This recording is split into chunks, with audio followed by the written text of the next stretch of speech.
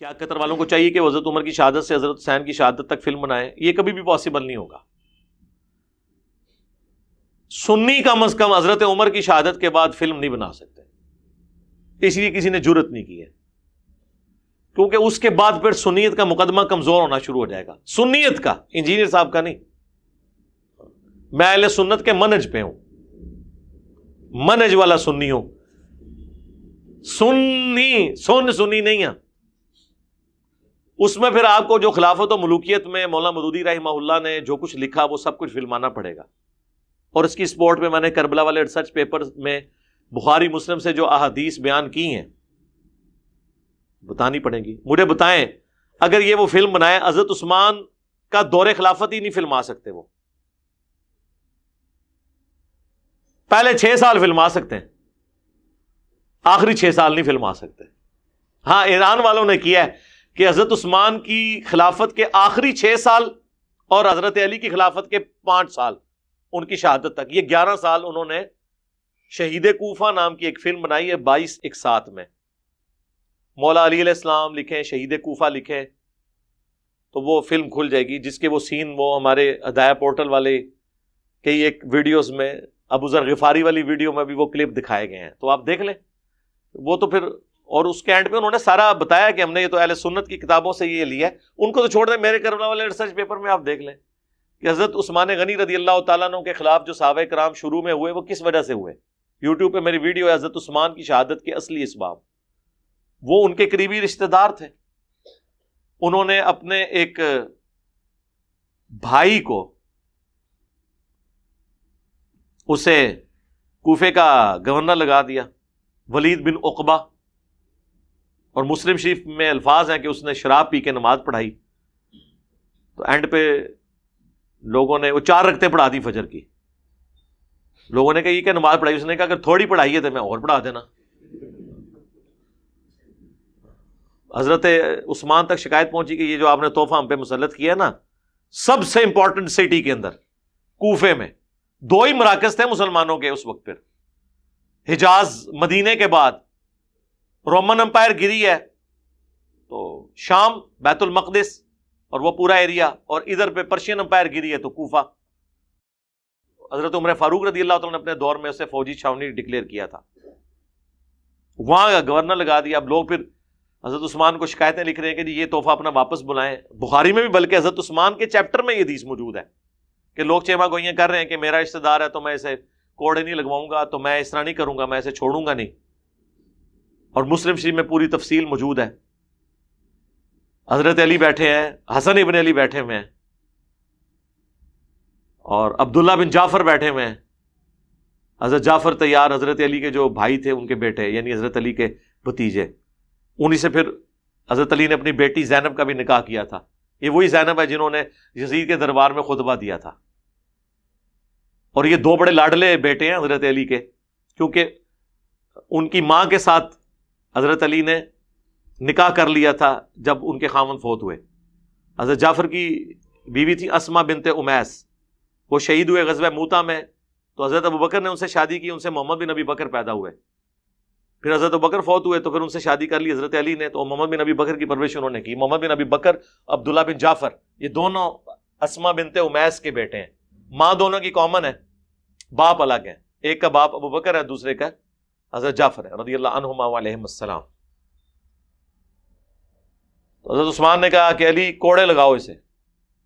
حضرت علی نے کہا حسن، صحیح مسلم کے الفاظ ہیں، کوڑے لگاؤ. حضرت حسن نے کہا کہ جو اس کی میٹھی کھاتا ہے نا وہی کڑوی بھی چکھے. بڑے سخت الفاظ تھے کہ ہم کیوں لگائیں، یعنی جو میٹھی کھاتا ہے. یعنی حضرت عثمان خود اس طرح کے لوگوں کو گورنر لگاتے ہیں، اور جب ان کو سزا دینے کی باری آئی تو ہمیں آگے کرنے ہیں. تو اس وقت تو قبائلی تعصب تھا، یہ بنو امیہ سے ہیں، ہم بنو ہاشم سے ہیں، تو ہم کیوں دشمنی مول لیں. حضرت حسن نے اپنے باپ کی بات نہیں مانی. اس سے آپ ریونج کا اندازہ لگائیں اس وقت کتنا تھا. پھر عبداللہ سے کہا تو وہ کھڑے ہوئے، انہوں نے 40 کوڑے لگائے اور کہا کہ اللہ کے نبی علیہ السلام 40 لگاتے تھے اور حضرت عمر 80 لگواتے تھے. مجھے دونوں محبوب ہیں لیکن میں 40 پہ اکتفا کرتا ہوں. ویسے میرے صاحب 80 لگوانے چاہیے تھے سب. تو اس طرح کی چیزیں یہ کس طرح فلم آ سکتا ہے کوئی؟ پھر کہاں تک بات جائے گی؟ حضرت عثمان کا محاصرہ کرنے والے کئی ایسے اصحاب ہیں جو صلح حدیبیہ کے اصحاب ہیں. تبھی تو صحیح بخاری میں آتا ہے 695 نمبر حدیث، جب لوگوں نے آگے پوچھا کہ مدینے پر فتنے کے امام کا قبضہ ہے، ہم نماز ان کے پیچھے پڑھ لیں، تو حضرت عثمان نے کہا نیکی کے کاموں میں ان کا ساتھ دو، برائی میں الگ رہو. تو حضرت عثمان کو پتا تھا یہ مسلمان ہیں جو مسجد نبوی میں قابض ہوئے ہیں اور مجھے معصور کر دیا. تو حضرت عثمان کی شہادت کے اصلی اسباب میری ایک ویڈیو ہے، حضرت عثمان شہید کیوں ہوئے اس نام سے. ڈاکٹر اسرار کی تصویر لگی ہوئی ہے اس میں، مولانا مودودی کی لگی ہوئی ہے، میری لگی ہوئی ہے، یہ بتانے کے لیے کہ ڈاکٹر اسرار صاحب کی یہ فیلڈ ہی نہیں تھی. انہوں نے خام خواہ مودودی صاحب کے بارے میں سٹیٹمنٹ دے دی کہ انہوں نے خلافت و ملوکیت میں حضرت عثمان کے بارے میں جو کچھ لکھا میں اس سے ایگری نہیں کرتا. تو آپ کے ایگری کرنے سے تاریخ تو نہیں بدل جانی ہے، حدیث کی کتابیں تو نہیں بدل جانی ہیں. اگر کوئی کبوتر آنکھیں بند کر لے تو بلی تو غائب نہیں ہونے کی. ہاں وہ اپنے آپ کو خوش کر لے کہ بلی مجھے نظر نہیں آ رہی. تو اس لیے میرے بھائی یہ فلم نہیں بن سکتی، جو بنائے گا نا اسے وہ رافضی ڈکلیئر کر دیں گے. اس لیے ٹھیک ہے حضرت عثمان کی شہادت تک ہی رکھیں. اس فلم کے اندر بھی انہوں نے کئی ایک سین چھوڑ دیے. مثلا میرے نزدیک سب سے بڑا جو انہوں نے کام ڈالا ہے نا اس فلم میں، حالانکہ میں سب سے زیادہ پروموٹ کر رہا ہوں عمر سیریز کو، غزوہ خیبر انہوں نے فلمایا ہی نہیں ہے. کیا تھا، ایک دو سین ڈال لیتے. اگر خندق میں ابن عبد الود کا قتل حضرت علی کے ہاتھوں انہوں نے دکھا دیا تو خیبر میں مرہب کا قتل دکھا دیتے، 10 منٹ کی ویڈیو ایڈ ہونی تھی. غدیر خون کا خطبہ دکھایا ہی کوئی نہیں.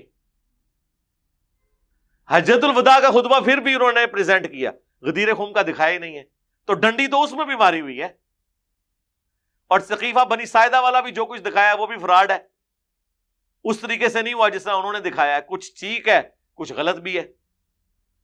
تو یہ جو فلم بنائی ہے اس میں بھی انہوں نے ظاہر ہے وہ سنیت کا مقدمہ انہوں نے پیش کیا نا، اسلام کا مقدمہ پیش کرنا چاہیے تھا. بہرحال اس میں بھی بہت کچھ ہے، جو انہوں نے بتا دیا وہ بھی بہت ہے. یعنی جب حضرت علی کے پاس ابو سفیان آتا ہے کہ جی ایک چھوٹے قبیلے کا بندے کو خلیفہ چن لیا ابو بکر کو، تو تم میرے ساتھ آؤ، میں مدینے کو پیادوں سے اور سواروں سے بھر دوں گا، تم خلافت کے حقدار ہو. تو ابو سفیان کو ڈانٹ دیا مولا علی نے اور کہا کہ جب تو مسلمان نہیں تھا اس وقت بھی دشمن اور اسلام کی عادت میں بھی دشمنی کر رہا ہے. یہ انہوں نے فلمایا. یہ بھی فلمایا کہ جب حضرت عمر سے لوگ ملنے آتے ہیں تو ابو سفیان بار کتنی دیر انتظار کرتا ہے اور کہتا ہے میں تو مکے کا سردار تھا، مجھے کیوں نہیں مل رہا. تو حضرت عمر ان لوگوں کو مل رہے تھے جو شروع میں مسلمان ہوئے تھے، وہ ان کے نزدیک تو کمی کمین تھے. وہ غصہ کھا گیا. لیکن حضرت عمر نے کہا نہیں، جو اسلام میں پہل کیے ہوئے ہیں وہ پہلے ہیں.